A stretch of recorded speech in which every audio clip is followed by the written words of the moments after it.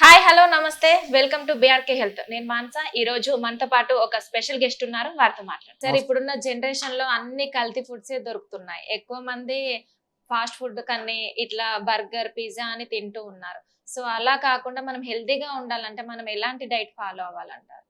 చూడండి, మీరు హెల్తీగా ఉండాలి మీరు అనుకొని మళ్ళీ బర్గర్లు పిజ్జాలు తింటే ఎలా ఆరోగ్యంగా ఉంటారు? అవును. ఆ, కాబట్టి ఆరోగ్యంగా ఉండాలన్న ఒక ఆ యొక్క ఆలోచన వాళ్ళలో ఉన్నట్టయితే ఆయుర్వేద శాస్త్రం ఒక దినచర్య, ఋతుచర్య, మాసచర్య ఇలా రకరకాలుగా చెప్పింది. ఆ విధానాన్ని పాటిస్తే అసలు రోగాలు లేవు, రోగాలు రావు అంటుంది. మరి ఆ విధానం తెలుసుకోవాలి. అవును. తెలుసుకోవడమే కాకుండా ఆచరించాలి. ఈ ఆచరించే విధానం చాలా తక్కువ. సరే, రేపటి నుంచి పాటిద్దామని, ఈరోజు ఎలాగో ఫంక్షన్ ఉంది, ఈరోజు అన్నీ తినేద్దాం, మనకి ఏమున్నాయో రేపటి నుంచి పాటిద్దాం అనుకుంటారు. అవును. మళ్ళీ రేపు ఒక ఫంక్షన్ వస్తుంది, తర్వాత ఎల్లుండి ఒక ఫంక్షన్ వస్తుంటుంది, ఇలా రోజు వస్తూనే ఉంటున్నాయి.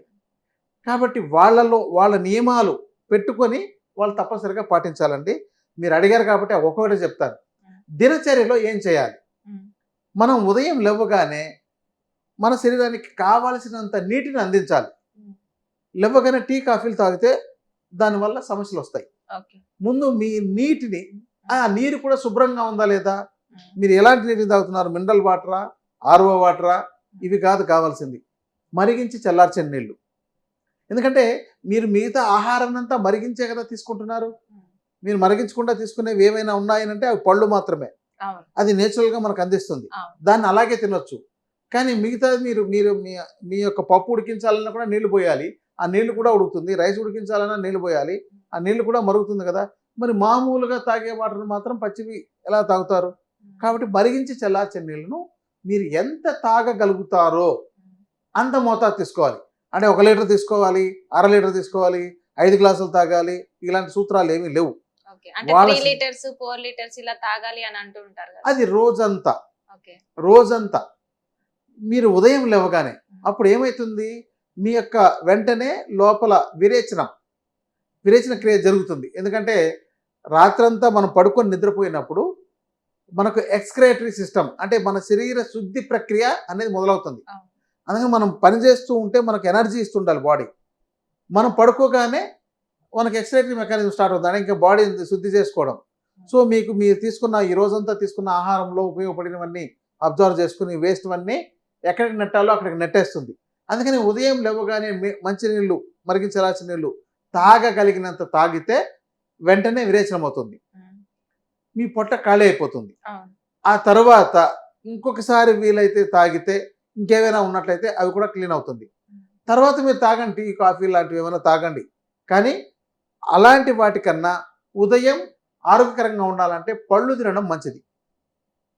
మార్నింగ్ మీరు దీన్ని ప్రకృతిని అనుసరించి చూడండి. ప్రకృతి ఎలా చెప్తుందనంటే, మీరు ఏ ఊరైనా వెళ్ళారు, లేదంటే ఏ అడవిలోకి వెళ్ళిపోయారు, మీకు ఇమ్మీడియట్గా తినడానికి ఏం దొరుకుతుంది? ఫ్రూట్సే. అంటే ఒకప్పుడు శాస్త్రాన్ని వాళ్ళు ఎలా బాగా చెప్పారు అనడానికి ఇక్కడ చెప్తున్నా. ఇప్పుడు రెడీమేడ్ ఫుడ్, అప్పుడు మీకు ఆకలిగా ఉన్నప్పుడు మీకు ఫ్రూట్స్ ముందు పనిచేస్తుంది. మీరు ఏదైనా ఫ్రూట్ తిని తర్వాత మీరు టీ కాఫీలు తాగి, అంటే ఎలాంటి ఫుడ్ తీసుకోవాలి సార్? ఏదైనా మీకు ఏది అందుబాటులో ఉంటే, సీజనల్గా మనకు వస్తున్నాయి. కొంతమందికి జలుబు చేస్తుంది అంటారు, మార్నింగ్ పపాయ తినొద్దు అంటారు, ఇది పైనాపిల్ తినొద్దు అంటారు, కొన్ని ఇలాంటివి ఉన్నాయి కదా సార్. అంటే అలా కాకుండా మనకు సీజనల్గా వచ్చే ఉన్నాయి, మీరు అవి తినొచ్చండి. మనకు అది నేచురల్గా వచ్చేవి. ఇవన్నీ ఈ పైనాపిల్ ఇలాంటివన్నీ కూడా ఒక ప్రాంతానికి పరిమితమైనవి. అవి ఇప్పుడు దేశమంతా ప్రపంచమంతా తీసుకొచ్చి ఎక్కడో పండేదాన్ని, ఎక్కడో కాశ్మీర్లో పండే ఆపిల్ తీసుకొచ్చి మనకు అందిస్తున్నారు. కానీ మనకి ఇక్కడ ఈ సీజన్లో పండేది ఒకటి ఉంటుంది. అంటే దానికనే యస్య దేశ ప్రసూతస్య తస్యం తచ్చౌషధం హితం అని ఒక సూత్రం చెప్తుంది ఆయుర్వేద శాస్త్రం. మీరు ఏ ప్రాంతంలో నివసిస్తారో ఆ ప్రాంతంలో పండే పదార్థాలను తీసుకోండి అని. అది అందుకని మీరు సరే ఇప్పుడు అది కావట్లేదు, అది అలవాటుగా చేసుకుంటుంటే మెల్లమెల్లగా వస్తుంది. మొదటి రోజు చేస్తే తర్వాత జలుబు చేసిందండి, నాకు అది తీసుకుంటే కడుపులో తిప్పింది, ఇలా రకరకాలుగా చెప్తారు. ఎందుకంటే ఎప్పుడూ అలవాటు లేకుండా పొద్దున్నే రోజు టీ కాఫీ తాగి అలవాటు ఉండే వ్యక్తి ఉన్నటువంటి ఫ్రూట్స్ తిన్నారనుకోండి, అతనికి తలనొప్పి రావచ్చు, తర్వాత కడుపులో తిప్పొచ్చు, ఇవన్నీ ఉంటాయి. ఎందుకంటే అది మళ్ళీ అది బాడీకి అలవాటు అయింది కాబట్టి దాన్ని మార్చుకోవాలి. తరువాత మీరు ఏదైతే బ్రేక్ఫాస్ట్ చేస్తారో వాటిని తినండి. దాంతో ఎక్కువగా ఉదయం తినే ఆహారంలో మీరు పళ్ళు తర్వాత గింజ ధాన్యాలను ఎక్కువగా ఉపయోగించుకోవాలి. ఓకే. డే బాదం. టైంలో ఏ గింజలైనా అంటే కందిపప్పు కావచ్చు, మినపప్పు కావచ్చు, శనగలు కావచ్చు, ఏవైనా సరే గింజ ధాన్యాలను ఉడికించినవి తినండి. చాలామంది మొలకెత్తినవి తినండి అవి ఇలాంటివన్నీ అంటుంటారు. కొంతవరకు మంచిదైనా ఈ మొలకెత్తినవి ఇలాంటివన్నీ కూడా గ్యాస్ ప్రాబ్లమ్ని అజీర్ణం చేసే అవకాశాలు ఉన్నాయి. ఎందుకంటే చాలా మందికి జీర్ణ వ్యవస్థ సక్రమంగా లేదు కాబట్టి ఫ్రూట్స్ అయితే తేలిగ్గా అరుగుతాయి.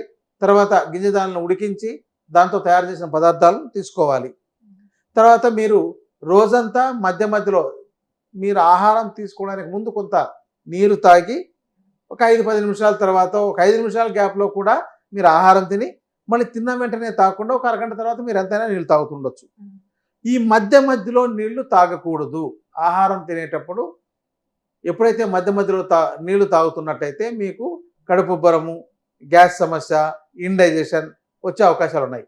ఎందుకంటే మన నీటి వ్యవస్థ అంతా ప్రయాణించే విధానం వేరు, ఆహారం అంతా ప్రయాణించి జీర్ణమయ్యే విధానం వేరు. మనకు నీరు వెంటనే 10-15 నిమిషాల్లో మన కిడ్నీలోకి వెళ్ళిపోతుంది, వెంటనే అరగంటలో యూరిన్ కూడా వెళ్ళాల్సి వస్తుంది.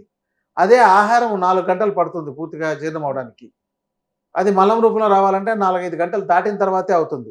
కాబట్టి రెండింటినీ ఒకేసారి మీరు ఇవ్వకూడదు.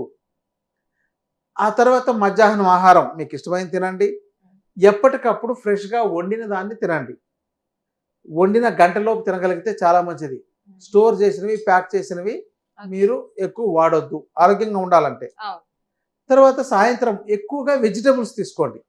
మధ్యాహ్నం గింజ ధాన్యాలు, ఆకుకూరలు బాగా తీసుకోండి. సాయంత్రం ఏదైనా వెజిటబుల్స్ మీరు ఎంతైనా తీసుకోండి. మీరు రాత్రి కూడా వెజిటబుల్సే తీసుకోండి. కానీ రాత్రిపూట కొంతమంది ఫ్రూట్స్ తింటారు, దానివల్ల కఫం పెరుగుతుంది. కఫం రాకూడదు ఎప్పుడు. మీ ముక్కులో కఫం వస్తుందంటే మీరు రోగగ్రస్తులే, అంటే మీకు ఏదో సమస్య ఉంది. మీ మూత్రం వాసన వస్తుందంటే మీకు సరిపడినంత నీరు తాగకపోవడం కానీ లేదంటే ఇతర ఏదో సమస్యలు ఉండడం కానీ ఉంటుంది.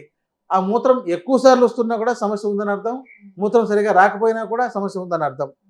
తర్వాత విరోచనం రోజు ఎప్పటికప్పుడు అవ్వాలి. విరేచనము అంటే మలం దుర్వాసన రాకూడదు. దుర్వాసన వస్తుందంటే మీకు లోపల మీ యొక్క ఆహారం కుళ్ళిపోతుందని అర్థం. మీ తీసుకున్న ఆహారం కుళ్ళిపోతున్నట్లయితే అది రోగాల పాలు చేస్తుంది. మీరు ఈరోజు తీసుకున్న ఆహారం ఈరోజే జీర్ణమై వీలైనంత వరకు ఈరోజు కాలేకపోయినా రేపు ఉదయం లోపు విరేచనం అయిపోవాలి. ఇది మన జీవన విధానంలో డైలీ తీసుకోవాల్సింది. తర్వాత ప్రతి 15 రోజులకు ఒకసారి కానీ 4 రోజులకు ఒకసారి కానీ విరేచనానికి ఔషధాలు వేసుకొని, ఏదైనా ఔషధం అది వైద్యుల పర్యవేక్షణలో తీసుకొని విరేచనాలకు వేసుకుంటే అది ఒక్కసారిగా 4-5 సార్లు విరేచనాలు అయ్యి పొట్టనంతా ఖాళీ చేస్తుంది. అంటే ఎక్కడైనా స్టోర్ చేసినవి, ప్యాక్ చేసినవి ఏమైనా ఉన్నట్లయితే ఆ ప్యాకెడ్ అన్నీ కూడా బయటకు వచ్చేసి క్లీన్ అవుతుంది. అలా చేస్తున్నట్లయితే చాలా వరకు ఎలాంటి రోగాలు రావు. ఇంకోటి అంటే మీ నీరు ఎక్కడ వేరే ఊరు వెళ్ళినా ఎక్కడికి వెళ్ళినా కూడా మీ నీరు వేడి కాచి చల్లార్చి నీళ్ళు తాగితే జలుబు చేయడం కానీ దగ్గు రావడం కానీ ఇలాంటివి ఏమీ ఉండవు. మీ ఆహారంలో బాగా కూల్గా ఉండే వాటిని, వేడిగా ఉండే వాటిని మిక్స్ చేసి తీసుకోవడం. చెప్పిన డైట్ అంటే మామూలుగా ఆఫీస్కి వెళ్ళి వర్క్ చేసే వాళ్ళకి ఇలాంటి మీరు చెప్పిన డైట్ అయితే ఎందుకు అవ్వదు? మీరు ఇంట్లో వండుకొచ్చి తింటారు, మధ్యాహ్నం లంచ్ చేస్తారు, మళ్ళీ సాయంత్రం ఇంటికి వెళ్తారు, ఇంట్లో తింటారు. అంటే మీరు 24 గంటలు ఆఫీస్లోనే ఉంటారు కదా. మీరు ఉదయం ఒకవేళ ఆఫీస్కి వస్తున్నారంటే క్యారియర్ పట్టుకొచ్చి ఉంటారు, మధ్యాహ్నానికి తినొచ్చు, అలా ప్రాబ్లం ఏం లేదు. ఇంకెక్కడ సమస్య వస్తుంది? అంటే వాటర్ తాగడం వల్ల కూడా ఎక్కువ వెళ్తూ ఉన్నా కూడా చూసే వాళ్ళకు కూడా బాగోదు అని కూడా అనుకుంటూ ఉంటారు ఆఫీస్లలో. అయితే మీరు ఉదయమే మీ కార్యక్రమాలు సరిపడినంత అదే ఎంత తాగాలనిపిస్తుందో అంత ఉదయమే కంప్లీట్ చేసేయండి. మళ్ళీ మధ్యాహ్నం మీరు ఎప్పుడు మీకు అవసరమైనంతే తాగండి. మళ్ళీ రాత్రి మీరు ఇంటికి చేరిన తర్వాత అవసరమైనంత తాగండి. అంటే మీకు తెలియకుండా మార్నింగ్ మీరు బ్రేక్ఫాస్ట్ చేసే లోపే 2 నుంచి 2.5 లీటర్లు తాగొచ్చు. ఇంకేమైనా ఉన్నట్లయితే ఇంకొక 2 లీటర్లు తాగాల్సి వస్తుంది. అది డే అంతా మనకు ఎలాగో లిక్విడ్ ఫుడ్తో కావచ్చు, లేకపోతే వాటర్ అప్పుడప్పుడు అవసరమైనా కూడా తాగొచ్చు. ఇప్పుడున్న జనరేషన్ లో ఎంత పర్సెంటేజ్ ప్రజలు హెల్దీగా ఉన్నారంటారు? హెల్దీగా ఉన్న వాళ్ళ లక్షణాలు ఎలా ఉంటాయి సార్? చూడండి, ఆరోగ్యవంతుల లక్షణాలు ఇందాకనే చెప్పాను కదా. మూత్రం వాసన రాకూడదు, మలం వాసన రాకూడదు, ముక్కులో కఫం రాకూడదు, నోటి దుర్వాసన రాకూడదు, శరీరం దుర్వాసన రాకూడదు, ఈ లక్షణాలు ఉండాలి. అందుకని అది కాకుండా మనం ఆయుర్వేద వైద్యులకు మాత్రం ఒక శ్లోకం చెప్తుంది, సమదోష సమాగ్నిత్య సమధాతు మనక్రియ ప్రసన్న అనే ఒక శ్లోకం ఒకటి ఉంది. దాని ప్రకారం అది వైద్యుడు చెప్పగలుగుతాడు. అంటే వాళ్ళ నాడి చూసి కానీ, వాళ్ళకి మిగతా వాళ్ళ గోర్లు చూసి కానీ, వాళ్ళ ముక్కు, వాళ్ళ యొక్క నాలుక, వాళ్ళ యొక్క కళ్ళు, వాళ్ళ యొక్క జుట్టు. ఇప్పుడు చాలామందికి జుట్టుని ఒకసారి చూస్తే అవి ఇలా చిట్లిపోయి ఉంటాయి. అవును. అవి 3 కంటే ఎక్కువ చిట్లిపోయినట్టు ఉన్నట్టయితే వాళ్ళకు త్రిదోషాలు కూడా ఉన్నాయని అర్థం. చెప్పాలంటే వాళ్ళకు ధాతు క్షీణం. ధాతువులు అంటే రక్తం సరిపడినంత ఉండదు. తర్వాత మాంసం ఆరోగ్యకరంగా ఉండదు. వాళ్ళకున్న ఫ్యాట్‌లో బ్యాడ్ ఫ్యాట్ ఎక్కువ ఉంటుంది. గుడ్ ఫ్యాట్ తక్కువ ఉంటుంది. బోన్ స్ట్రెంత్ ఉండదు. బోన్ మ్యారో స్ట్రెంత్ ఉండదు. సో, ఈ లక్షణాలు అంటే ధాతు ప్రక్రియ సక్రమంగా లేకుండా పోతుంది. వాళ్ళ యొక్క జుట్టుని చూసి కూడా చెప్పేయచ్చనమాట. కాబట్టి అది వైద్యుల పర్యవేక్షణలో ఒకసారి చెక్ చేయించుకోవడం మంచిది. ఇక తన్ను తాను పరిశీలించుకోవాలంటే తను ఎంతసేపు పని చేస్తున్నా అలసిపోక, అంటే అలసిపోవడం అంటే చాలా కష్టపడే పని అయితే కొంత అలసిపోతారు కానీ సాధారణంగా చేసే వరకు రొటీన్గా ఎంతసేపు అయినా చేయగలుగుతారు. ఇలా ఉండేవాళ్ళు ఆరోగ్యవంతులే. ఇక వాళ్ళ యొక్క రంగు ఎలా ఉంది, వాళ్ళ స్కిన్ ఎలా ఉంది, ఇవన్నీ వాళ్ళు చూసుకోవాలి. కొంతమంది చూడండి మెడ దగ్గర అంతా నల్లబడిపోయి ఉంటుంది. హార్మోన్స్ ఇన్బ్యాలెన్స్ ఉంటుంది. వాళ్ళు ఉండాల్సిన బరువుకున్న అతిగా ఉండడం, లేదంటే బరువు తక్కువగా ఉండడం, ఇలాంటివి ఉన్నాయి. మనకు ఈ 8 రకాల వ్యక్తులు ఉంటారని చెప్పి ఆయుర్వేద శాస్త్రం చెప్తుంది. బాగా పొట్టిగా ఉండేవాళ్ళు కానీ, బాగా పొడవుగా ఉండేది లావుగా ఉండడం, లేదంటే సన్నగా ఉండడం, ఇంకోటి ఏంటంటే నల్లగా ఉండడం, బాగా తెల్లగా ఉండడం, ఇలా రకరకాలుగా ఒక 8 రకాల వ్యక్తులను చెప్తుందన్నమాట. సో అది సన్నగా ఉన్న తప్పే అంటారు, లావుగా ఉన్న ఏదో ప్రాబ్లం ఉంది, హెల్త్ ప్రాబ్లం ఉంది అంటూ అంతే కదా, ఉన్నట్టే కదా అది. అదేలే సార్, అంటే జీన్స్ పరంగా కూడా రావచ్చు కదా. అంటే అది కొంతవరకే ఉంటుంది. జీన్స్ పరంగా వచ్చేవాళ్ళు అంటే వాళ్ళు కఫ శరీర తత్వం ఉండేవాళ్ళు, వాళ్ళ సంతానం కఫ శరీర తత్వం కలిగి ఉండి ఆరోగ్యకరంగా ఉండేవాళ్ళు. ఇప్పుడు కఫ శరీరం అనేది ఆరోగ్యకరమైన శరీరం అనే చెప్తుంది ఆయుర్వేద శాస్త్రం కూడా. వాతం అనేది అండర్ వెయిట్ ఉండి సన్నగా ఉండాల్సిన అంత మాంసము, ఫ్యాటు వాళ్ళకు లేకుండా పోతే వాళ్ళు రోగగ్రస్తులే చెప్తుంది. పిత్తం అనేది యావరేజ్ పర్సన్. సో ఈ విధంగా ఉంది కాబట్టి బాగా లావుగా ఉండడం స్థౌల్య రోగాల్లో, కఫ రోగాల్లో మొదటి రోగం స్థౌల్య రోగం. ఇప్పుడున్న ఫుడ్ పరంగానైతే అన్ని ప్రతి ఒక్కటి ఆయిల్ కాన్ నుండి ప్రతి ఒక్కటి కల్తీ ఉంటున్నాయి. ఎంత పర్సెంటేజ్ ఉందంటారు? మీరు ఆరోగ్యకరంగా ఉండాలంటే మీరు మంచి ఆహారం వెతుక్కోవాల్సిందే. మీకెవరు వెతికి చాలా ఆరోగ్యకరమైనది పెట్టరు.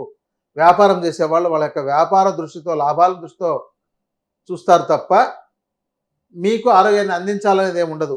ఎవరైనా ఈ నైతిక విలువలు పాటించి తను కొంతవరకు మంచివి చేసి అందించే ఉద్దేశం ఉన్నట్టయితే వాళ్ళు మాత్రమే చేస్తుంటారు. కాబట్టి అలాంటి చోట్ల వెతికి సేకరించుకొని వాడుకోవాల్సిందే.